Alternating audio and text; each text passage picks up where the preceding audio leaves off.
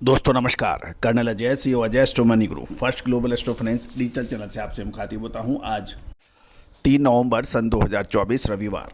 आज के इस एपिसोड में हम चर्चा करेंगे कर्नाटक की तुअर फसल की कटाई के कुछ महत्वपूर्ण बिंदु जो आपके लिए लाभदायक सिद्ध हो सकते हैं। दोस्तों, अजय एस्ट्रो मनी ग्रुप देश का पहला चैनल है जो 42 कमोडिटीज 5 मार्केट पर लगातार अपडेट और विश्लेषण अब तक प्रस्तुत करते हैं। दोस्तों, जानिए रिपोर्ट विस्तार से। इससे पहले हम आगे चलें, एक विनम्र अनुरोध, यदि आप हमारे चैनल पर पहली बार आए हैं और अभी तक सब्सक्राइब नहीं किया है तो चैनल को सब्सक्राइब करना ना भूलें। यदि पसंद आए तो बेल आइकन यानी घंटी के निशान को पुश कीजिए ताकि हर नोटिफिकेशन आप तक सबसे पहले पहुंच पाए। खबर निकल के आ रही है कि कर्नाटक में 20 से 25 नवंबर के बीच तुअर की कटाई शुरू होने की उम्मीद है। कर्नाटक, जो कि तुअर का प्रमुख उत्पादक राज्य माना जाता है, तुअर की फसल अच्छी बताई जा रही है और अनुकूल मौसम जारी रहा तो 20 से 25 नवंबर के बीच अच्छी पैदावार के साथ कटाई शुरू होगी। कर्नाटक के प्रमुख तुअर उत्पादक जिले कलबुर्गी, बीदर, रायचूर, यादगिरी, विजयपुरा और बागलकोट माने जाते हैं।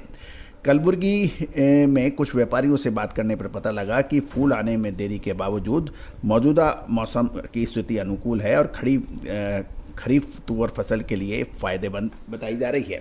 बीजापुर जिले और कलबुर्गी के जेवरगी, अफजलपुर, अलंद और सेदमपुर जैसे क्षेत्रों में बुआई का रकबा बढ़ने के समाचार हैं। हालांकि ये भी ध्यान देने वाली बात है कि फूल आने में देरी के कारण कलबुर्गी में तुअर की कटाई दिसंबर के प्रथम सप्ताह के आसपास शुरू होने का अनुमान लगाया गया है। गौरतलब है कि साल 2024-25 सीजन के लिए तुअर का न्यूनतम समर्थन मूल्य, जिसे हम एमएसपी कहते हैं, 7,550 रुपये प्रति क्विंटल निर्धारित किया गया है। लेकिन ये भी ध्यान देने वाली बात है कि तुअर के भाव मार्केट प्राइस एमएसपी से काफ़ी ऊंचे हैं। अधिक कलबुर्गी में ही देखें तो मौजूदा बाजार मूल्य लगभग 11,000 से 11,500 रुपये है। अब महत्वपूर्ण ये रहेगा कि 7,550 रुपये एमएसपी निर्धारित होने के बाद क्या किसान एमएसपी पर माल बेचेंगे सरकार को या नहीं। जबकि बीदर जिले में तुअर की भी फसल काफ़ी अच्छी स्थिति बताई जा रही है, लेकिन हाल में ही बारिश के कारण 10 से 15% नुकसान बीदर जिले में होने के भी समाचार हैं। लेकिन इस साल बुआई का रकबा ज़्यादा है तो उससे पिछले साल के मुकाबले बीदर जिले में फसल को कमी होने की संभावना कमी नज़र आ रही है। फसल की प्रगति अब मौसम पर निर्भर करेगी, क्योंकि कोहरा बढ़ने से कीटाणु की समस्या हो सकती है, ऐसा कहना है कुछ किसानों का। दिसंबर के मध्य में थोड़ी आवक की उम्मीद लगाई जा रही है। जनवरी में पूरी आवक शुरू हो जाएगी और संक्रांति के बाद यानी 14 जनवरी के बाद संक्रांति के बाद इसमें तेज गति से आवक आने लगेगी। कुछ इलाकों में फसल पहले से ही फूलने की अवस्था में है, जबकि अन्य में अभी शुरू होना बाकी है। बीदर, भालकी और बस्तर कल्याण में बुआई का रकबा बढ़ने के समाचार हैं। तो कुल मिलाकर तुअर के लिए कर्नाटक के ऊपर नज़र रखना बहुत अधिक आवश्यक माना जाता है।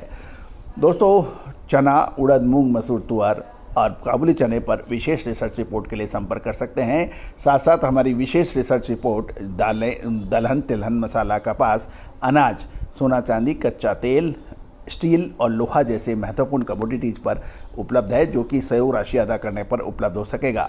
साथ साथ हमारा एक साप्ताहिक अखबार, जिसकी कीमत मात्र 3,000 रुपये वार्षिक है, उसके लिए भी आप संपर्क कर सकते हैं, जो कि हिंदी और अंग्रेजी दोनों भाषाओं में उपलब्ध होगा। दोस्तों, कमोडिटी का पहला अखबार है जो देश और विदेश में समान रूप से लोकप्रिय है। आप भी इसके अखबार ले सकते हैं। साथ साथ हमारी विशेष रिसर्च रिपोर्ट से राशि अदा करने पर उपलब्ध हो पाएगी। नंबर स्क्रीन पे दिए हैं, आज ही संपर्क कर सकते हैं। All the very best, good luck, happy trading.